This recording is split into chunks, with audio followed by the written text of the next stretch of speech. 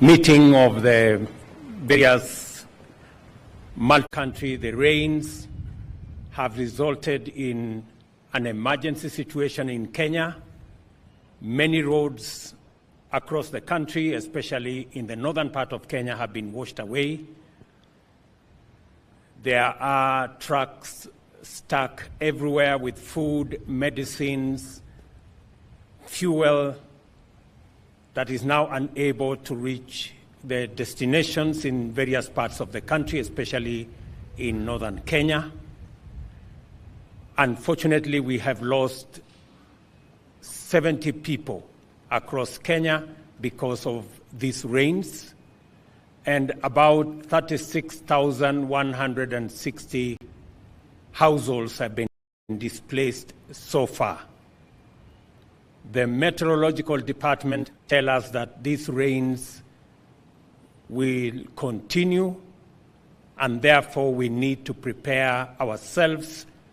for the emergency situation that is going to ensue as a result. And taking into account the situation in the country now to do with our roads, the food situation, the water situation, the medicine delivery situation in Kenya. Cabinet will meet on Monday to deliberate on the various recommendations that have been made to ensure that the country is better prepared for the management of the situation that we see unfolding. Immediately, the National Disaster Operations Center has been rolled into place. Senior government officials will now move to the National Disaster Operations Center, including those from the various agencies, the military, the Ministry of Roads, the Council of Governors, and all the other stakeholders, including Ministry of Health, to make sure that we coordinate all the information, receive reports from various parts of the country, process that information, and make sure that adequate interventions are in place to manage the situations across the country, be it roads and opening of those roads, be it the situation of fuel or the situation of food. As you're all aware, last week, Government of Kenya made available resources to the special, to the Ministry of ASAL to make sure that adequate food is available. Already 2.4 billion shillings have been made available to buy food and to make sure that that food is delivered where it is most needed. Adequate resources will be required, and that is why this team is now working on numbers so that we can mobilize the resources necessary to make sure that we attend to the roads that have been washed away, provide alternative roads and pathways to different parts of the country, to make sure that we deliver medicine to different parts of the country, and to ensure that no part of Kenya is left in the dark by making sure that we deliver fuel. Let me also say that I have instructed KDF to provide their air service facilities to airlift any commodities required in different parts of Kenya, and especially the last mile deliveries in the counties that are now marooned by floods. I have received the assurance of our CDF that that will be rolled out immediately. We are also going to mobilize the National Youth Service and the Engineering Department at KDF. And we have also agreed with the Ministry of Roads that all the road contractors in the different parts of Kenya will now be mobilized to provide emergency intervention services to make sure that roads are opened in different parts of Kenya.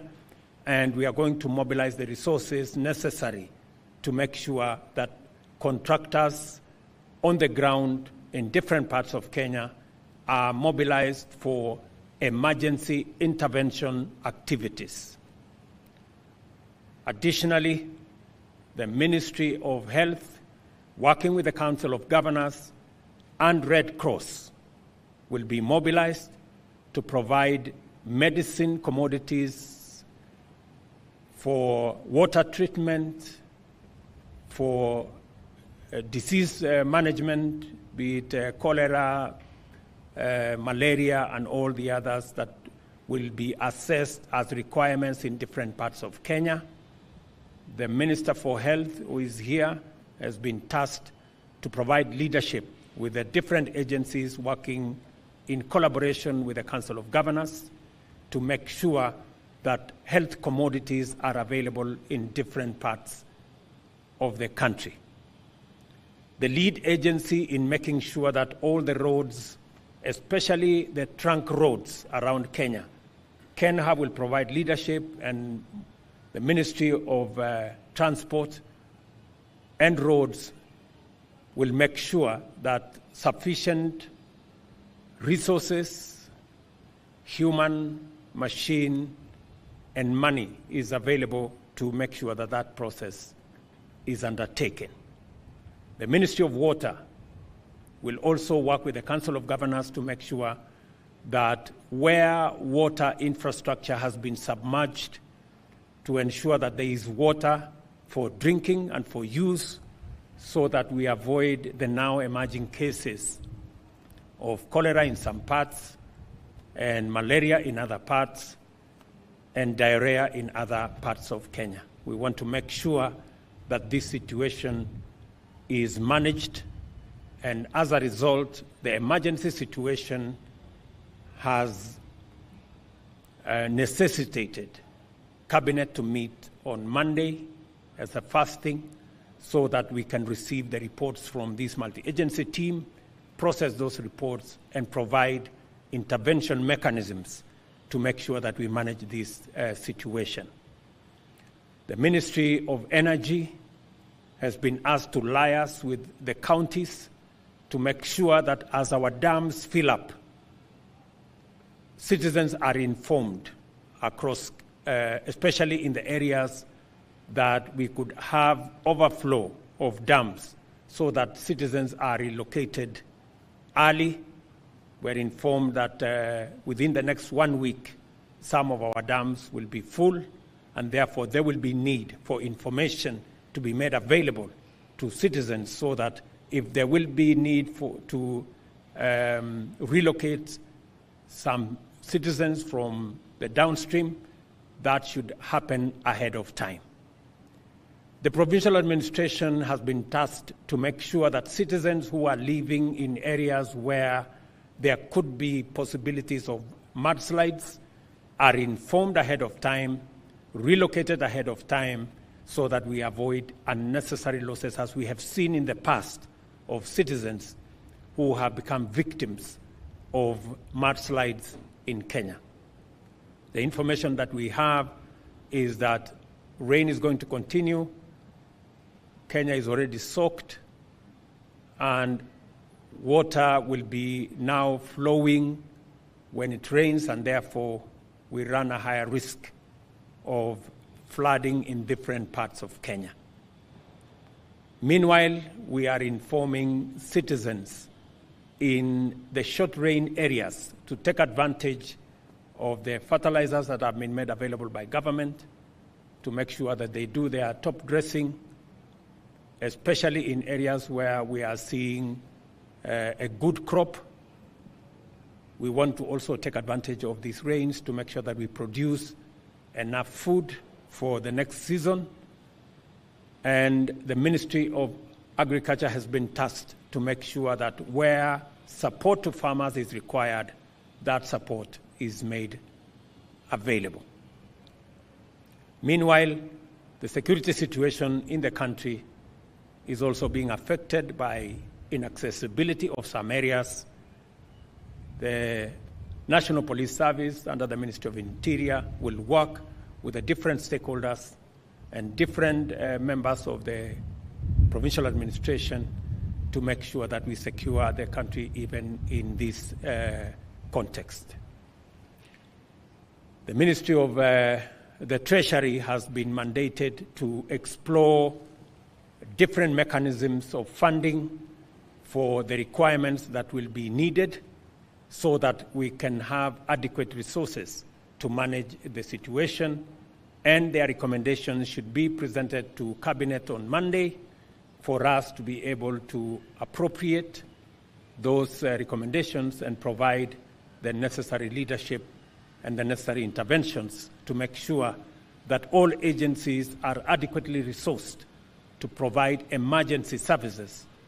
across the country. I want to inform the people of Kenya that we are appropriately seized of this matter. My deputy has been consulting with different stakeholders in the last 3 to 4 weeks. We now believe that we are better prepared going into the future, especially with the coming together of the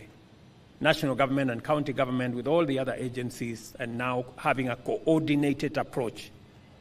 under the National Disaster Operations Center to make sure that we centralize all the information coming from different parts of Kenya. We process that information and provide adequate interventions from a one government approach, both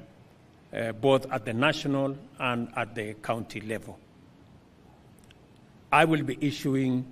a much more comprehensive statement with all the details of what we will be doing in the short term, in the medium term, and in the long term on Monday, after we have discussed all